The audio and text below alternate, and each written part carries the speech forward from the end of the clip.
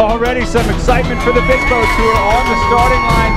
J105s are off the line next, and this time the pin end looks strong. And Monkey Dust goes back. Friday night. And as they cross to take the gun, it's Barrage. The Eastport Yacht Center on Back Creek, where the Severn meets the bay, is the perfect location for all your marine needs. It's a complete full-service marina with new floating docks and bathhouse. For more information, visit www.eastportyachtcenter.com.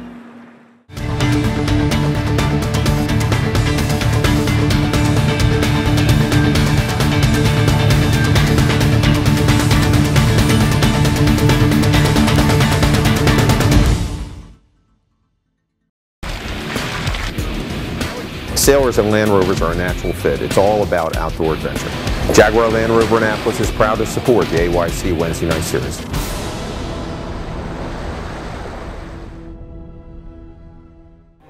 Hi, I'm Tucker Thompson from T2P TV, and it's hard to believe I've been saying this now for 12 years, but welcome to our exclusive coverage of the Annapolis Yacht Club Wednesday Night Racing Series, playing every week at the Annapolis Yacht Club, the Boatyard Bar and Grill, and if you're joining us on the internet, welcome to the brand new T2P TV Sailing On Demand website. Well, we've got a spectacular night for racing tonight, couldn't be any better, 10 to 12 knots, and it's going to be a westerly, which means we'll see a spinnaker start for the 110 boat fleet.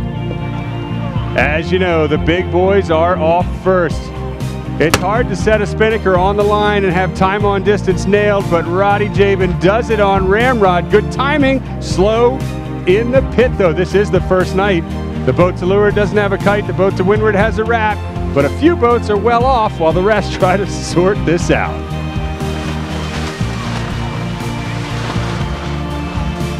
Well, it is night one after all.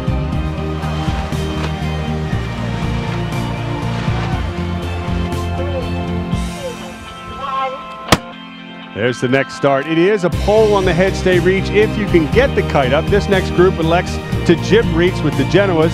So far, that looks like a good call for the J35s.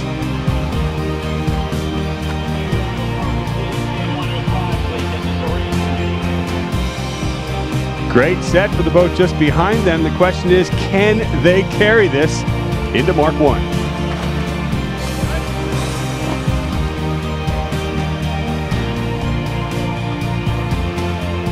A much more aggressive approach for the J105s. Mark Konigsberg's Inigo holds up the fleet. Mirage down to leeward is off and running. There's a big crowd here as they all squeeze into leeward of the signal boat.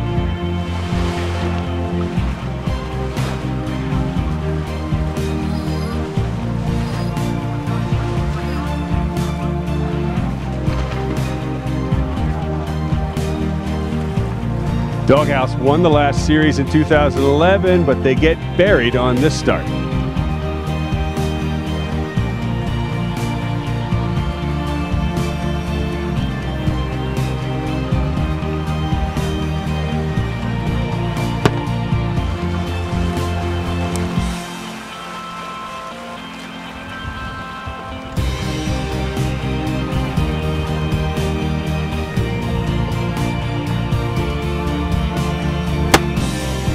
A beautiful wide open hole here at the boat for QA2. Excellent start.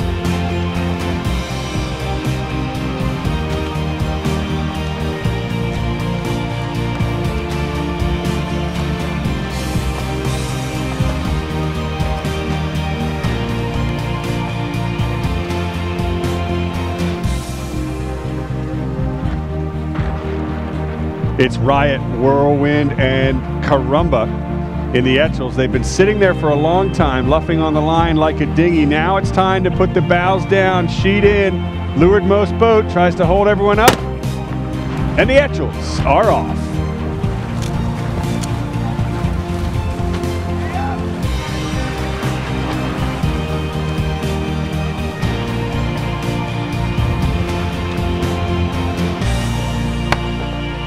Talk about a head of steam. Cannonball wins the start for the J30s, but Bebop just rolls in there with a bone in her teeth, windward advantage, and turns that into a start.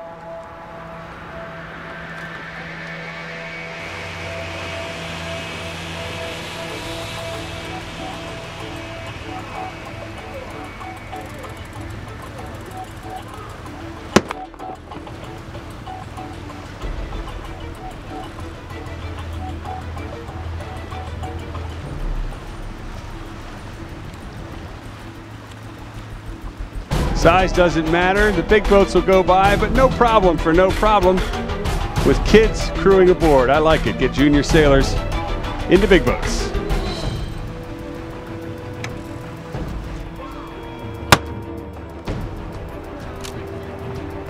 One more start to go.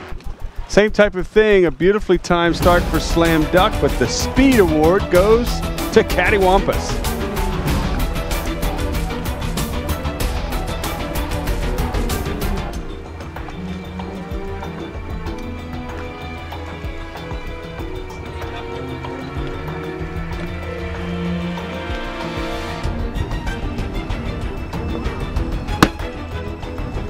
Last but not least are the Allberg 30s, and that wraps up all 8 starts on this line.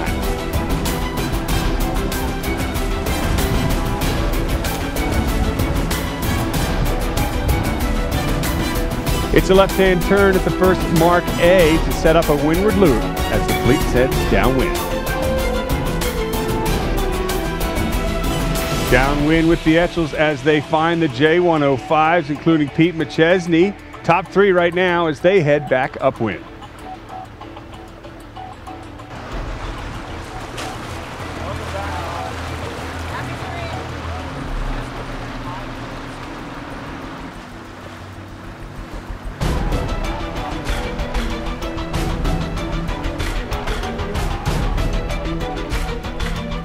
Good start for Roddy Jabling's Ramrod. He's turned that into a good beat on the way back upwind.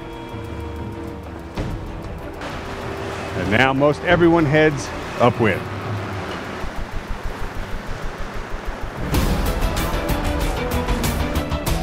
In the Etchells, it's Rick Crabe and Jim Ellis having a battle for the front of their own. Crabe is just pulling forward, but can he break the overlap before the zone? Tough to tell from here. Has he done it? No. The Crabe will slip to the outside and slip into second. Now here's the impressive part. Those two have about a 10 boat length advantage on the rest of the fleet.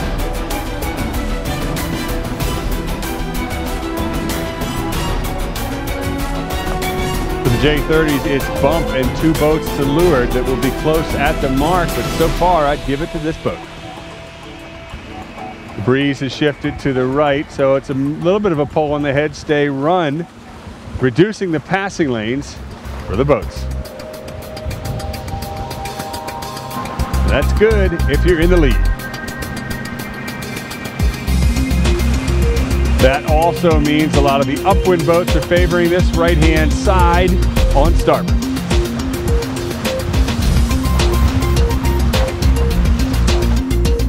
For the Allbergs, it's Lynn Jin leading Skybird downwind. No boat, no problem. Come join one of the 2 woodwinds who match race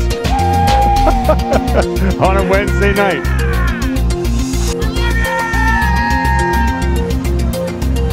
Cedric Lewis, Fred Salveson. Here's a name we're used to seeing near the front in the J105s, out in front tonight as they head into the harbor. It's Mirage.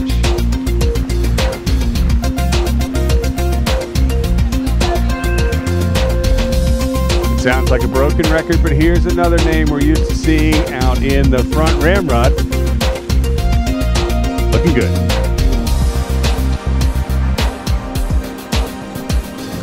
Waterline pays off for Bucentaur as well.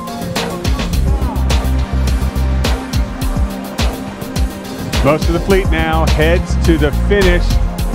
This is the final left-hand turn in the race. It's usually a leeward mark. Today the fleet heads upwind, half of them tack, the other half goes straight on the way in.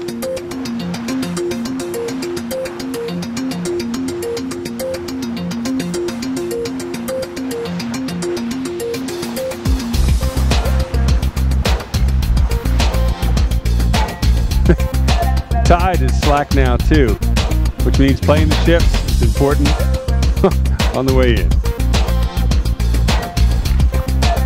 In the old days, any two boats made for a race. Well, here's two J80s that make for a match race to the finish line.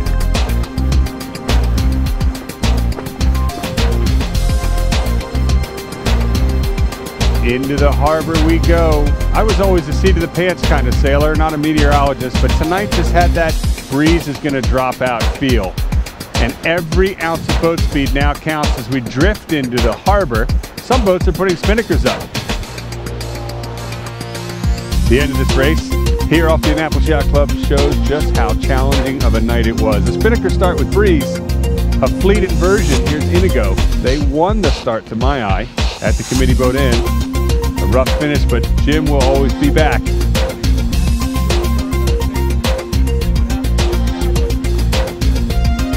And sailors are full of excuses too. And so that marks the end of our first night of coverage here at Annapolis Yacht Club's Wednesday night racing series. You can watch our shows back at the Yacht Club or over at the Boatyard Bar and Grill, of course, online at t2p.tv. You can listen to our WNR&R radio reports, or you can come out and sail for yourself. Sometimes on a night like tonight, that's what we'd like to do as well. We've enjoyed watching. We hope you've enjoyed watching the race. We'll see you next week. I'm Tucker Thompson for t2p.tv.